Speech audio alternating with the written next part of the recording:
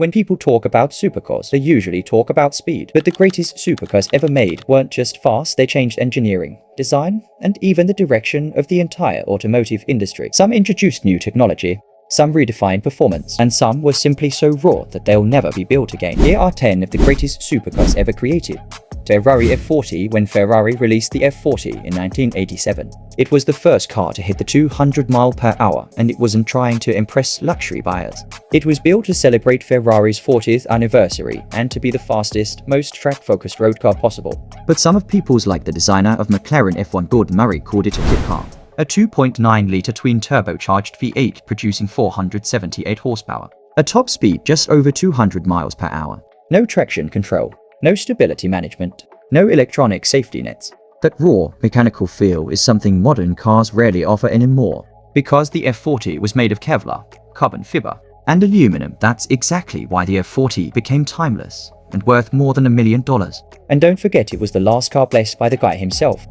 Lamborghini Miura. Let me ask you, what were you doing when you were 27 years? But Marcello Gandini, at 27, designed this long before modern hypercars. There was the Miura, the car that everyone wanted and the first mid-engine supercar ever produced. It placed its V12 engine behind the driver, a layout that would eventually define supercars for decades. Around 350 horsepower. A top speed nearing 170 mph. It was not only a beautiful, but it was the first transverse engine letter used by the Mini Cooper. It looked unlike anything else on the road. Many historians called it the first true supercar. Ferrari Enzo. The Ferrari Enzo was Formula One technology adapted for the road. And you know it is the best of the best when they give it, the founder's name, a naturally aspirated 6.0-litre V12, producing 651 horsepower. Carbon fiber construction, F1-inspired paddle shifters. It marked a turning point. Supercars were becoming more technical, more engineered, less forgiving. Porsche 918 Spyder. Let's be honest, I'm not a fan of hybrid cars, but this one is an acceptation. Porsche the 918 Spyder combined a naturally aspirated V8 with 2 electric motors to produce 887 horsepower, setting burgeoning records that haven't been broken. You can leave your house in silent and it revs to 9,000 revolutions per minute, and it weighs only about 135 kilograms. So what do you expect? It reaches 0 to 60 in 2.5 seconds and top speed to 114 mph. Hybrid technology enhancing performance instead of limiting it. The McLaren P1 is one of the legendary members of the holy trinity of hypercars. And it's not just a hypercar, it's a weapon. Launched in 2013, it combines a 3.8-litre twin-turbo V8 with an electric motor to produce 903 horsepower. 0 to 60, about 2.7 seconds. Top speed, 217 mph. But here's the crazy part, it has Formula One style DRS, active aerodynamics, and a race mode that drops the suspension and turns it into a track monster. Only 375 were built, and they sold out instantly. The P1 wasn't built to be comfortable. It was built to dominate. And honestly, it still scares supercars today. Ferrari LaFerrari. The Ferrari LaFerrari, that literally means the Ferrari, launched in 2013. It combines a screaming 6.3-litre naturally aspirated V12 with an electric motor to produce 950 horsepower.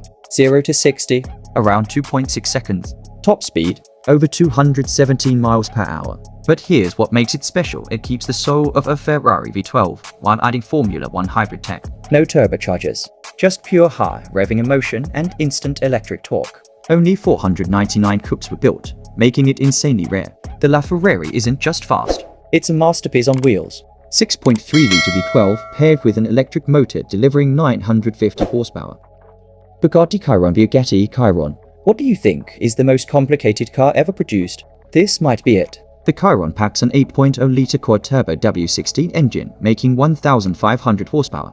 0 to 60, around 2.4 seconds. Top speed, electronically limited to 261 mph, even higher in special editions. But here's the wild part. For turbos, insane cooling, luxury fit like a private jet, and over 1,800 parts in the engine alone. Oh, and brace yourself, yearly service can cost $20,000 or more. The Chiron isn't just built, it's craft. Driving it, almost criminally fun. Koenigsegg Jesko. Koenigsegg Jesko. Yep, named after the founder's father, Jesko von Koenigsegg. Talk about legacy. This hypercar is insane. A 5.0-litre twin-turbo V8, pumping up to 1,600 horsepower on E85 fuel. 0 to 60 around 2.5 seconds. Top speed theoretically over 300 miles per hour, but we don't know exactly because it hasn't been officially tested, and the tech insane. 9-speed light-speed transmission, active aerodynamics, and enough carbon fiber to make a space shuttle jealous. Oh, and yearly maintenance? Expect 15 euro plus, because precision like this doesn't come cheap. Jesko isn't just a car, it's Swedish rocket science on wheels. Pagani Huayra. This car is pure art on wheels. Under the hood, a 6.0-litre twin-turbo V12 making 730 plus horsepower, hitting 0-60 in about 3 seconds, and a top speed over 230 miles per hour. But here's the crazy detail: the side mirrors are actually designed to look like a girl's eye. Yeah, Pagani thinks of everything. The body?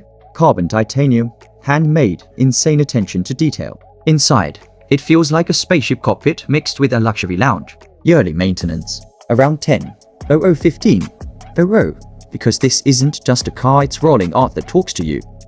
Lamborghini Aventador SVJ. This is pure Italian aggression on wheels.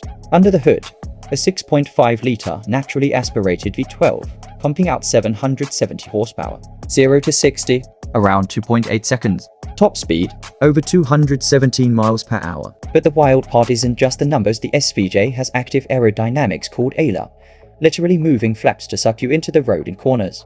Every inch screams speed and style. And yearly maintenance will set you back 8,012 because precision Italian engineering doesn't come cheap. The SVJ isn't just a car, it's a screaming bull that eats corners for breakfast. From the analog brutality of the F40 to the hybrid precision of the 918 and P1 to the extremes of the Chiron and Jesko, each car represents greatness in its own way. If someone handed you the keys, which would you choose? Comment below. Subscribe for part 2 featuring even rarer machines.